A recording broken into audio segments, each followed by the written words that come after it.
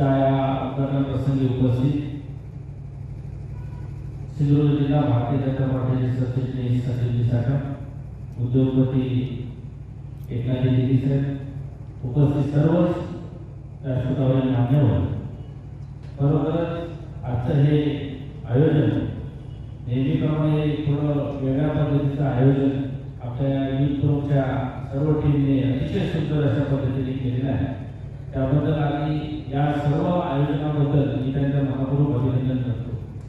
सातत्याने सन्माननीय पालकमंत्री साहेब यांच्या माध्यमातून देवगडमध्ये असेल, देवगडच्या विधानसभेमध्ये असेल, वेगवेगळ्या पद्धतीचे कार्यक्रम नाट्य महोत्सवाच्या निमित्ताने आज आपण हे पाहतो। क्रीडा महोत्सवाच्या निमित्ताने याही अगोदर देवगडमध्ये वेगवेगळे कार्यक्रम अतिशय सुंदर असे आयोजन करून या ठिकाणी संपन्न झाले। एक वेगळ्या दिशेने आपण हे देवगड चाललेलं आपल्याला दिसत आहे।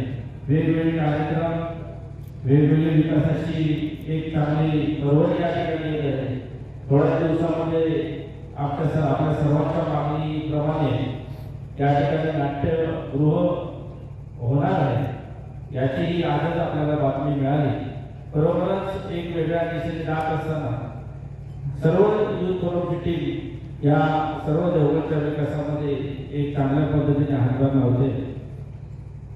नाट्यकला ही एक महत्त्वाची कला आहे आणि ही कला, पारंपरिक कला आपल्या या संस्कृतीमध्ये महत्त्वाची असताना ही चालू राहावी, जिवंत राहावी, हा या युथ फोरमचा एक महत्त्वाचा उद्देश आहे। या आयोजनाच्या माध्यमातून आम्हाला आपण पाहतो, आम्हीही पाहतो की आमच्या गावामध्ये आमचे डॉक्टर राजेंद्र चव्हाण सर आमच्या सर्व हायस्कूलच्या बाल मुलांना घेऊन एक वेगळ्या पद्धतीची कला दरवर्षी एक वेगळं नाटक त्या ठिकाणी सादर करतात आणि त्यांचं नियोजनही चांगल्या पद्धतीने असतं। त्यामुळे राज्यस्तरापर्यंत त्यांची निवड होते। बरोबरच आम्हाला एक अभिमान वाटतो की आम्ही आमच्या गावाचं नाव त्यांच्या माध्यमातून राज्यापर्यंत जातं।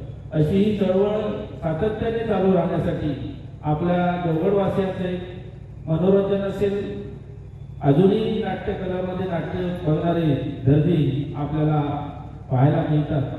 ही कला चालू ठेवण्यासाठी असेच प्रयत्न युथ फोरमच्या माध्यमातून चालू राहावेत। पुन्हा एकदा मी त्यांना या कार्यक्रमाला शुभेच्छा देतो आणि अभिनंदन करतो आणि या ठिकाणी थांबतो। धन्यवाद।